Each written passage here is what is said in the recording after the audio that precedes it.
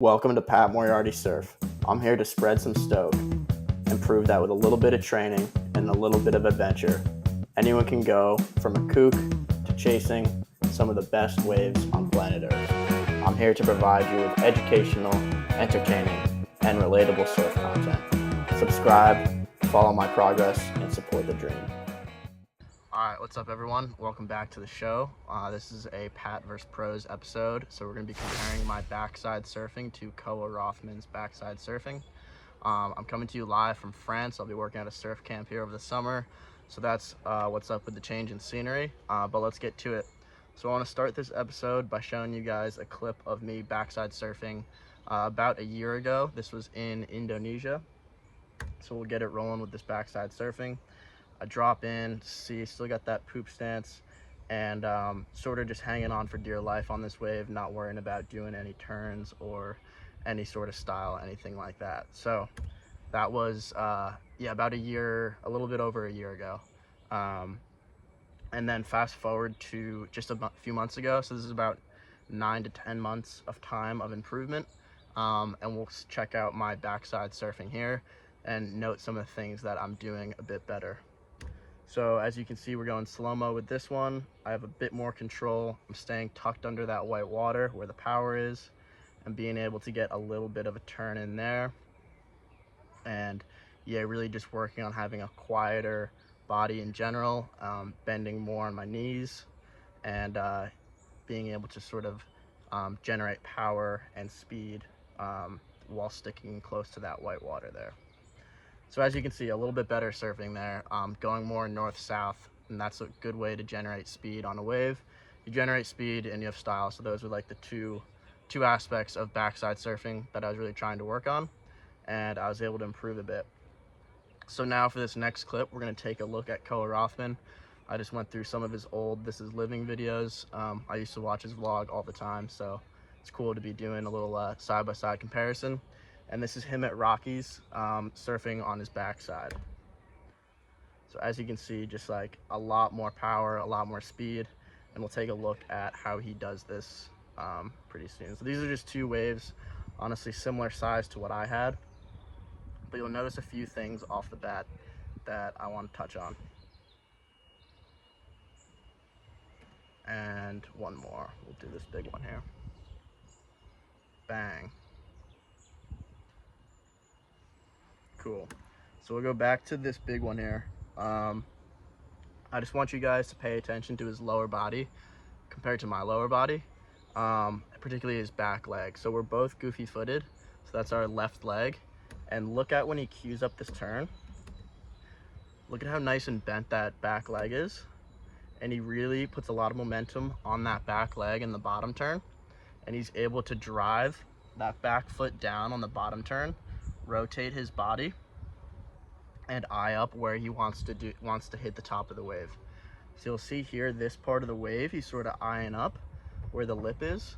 In my videos, you could see that I was a bit farther on the shoulder of the wave. As you go towards the shoulder of the wave, you lose essentially energy of the wave. It becomes like less radical, and there's less energy for you to take advantage of. So if you stick to where the white water is, that's the steepest part of the wave, you'll be able to generate more momentum. So we'll play it forward here, and then bang, he's able to snap that turn. And this is really the biggest difference I saw between me and him, was on this top turn, he actually accelerates. So as he comes up the lip of the wave and he snaps his whole body over, he does it in a way where he picks up speed on the top turn. We'll see in a few of my clips, I actually sort of slow down once I get to the top. That's just not enough experience, sort of not doing enough, not trusting the movements enough. But he's able to whip around really quickly and then actually gain speed. And so you can see with this, the evidence of it is that massive spray. So this shot right here, it's just this massive spray. That's a ton of energy he's able to throw out of the water and then get himself going back to north-south. And you can notice he's just way more compressed than some of my videos. So let this clip play out. I think he gets a little barrel at the end here. And then we'll check out one of my other recent clips.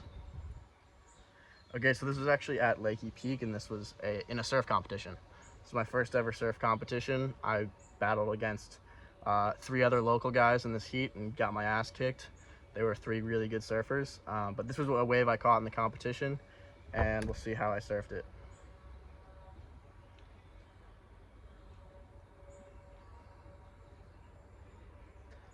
So you can see kind of just wiggling towards the end there, staying over on the shoulder. And that's why the speed there wasn't good at all, because I was over on the shoulder, not necessarily towards the white water where all that speed is. So if we go back a little bit, I want you to pay attention to at the top of this wave, how I kind of slow down. Remember Koa at the top of his wave, he was able to snap really hard and actually gain speed from it. When we look at my first turn here, I actually just sort of slow down and yeah, kind of get my balance once again. And so that's from not being going north-south essentially and not really fully committing to the movement.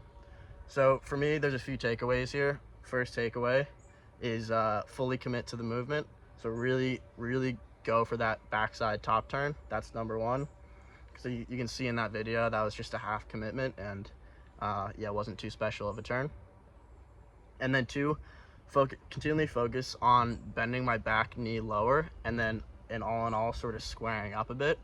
I think Koa actually doesn't do this as good as some other guys. I think we sort of both suffer from a similar kind of poop stance. Obviously he's a pro surfer and gets away with it and charges big waves and things like this.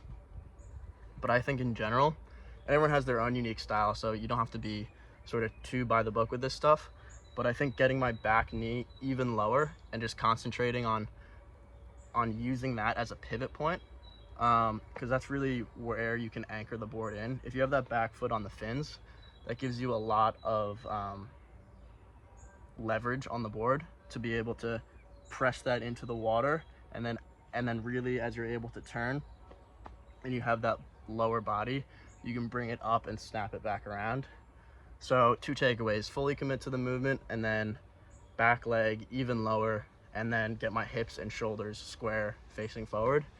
If I do those 2 things, I think I can improve my backside surfing. So we'll play it out for the end section there. Epic. I think that's okay, yeah, we want to take a look at this in slow-mo just to take it all in. Yeah, there you have it. So I hope that was helpful. That's a little bit of chatting about backside surfing, average surfer versus Koa Rothman.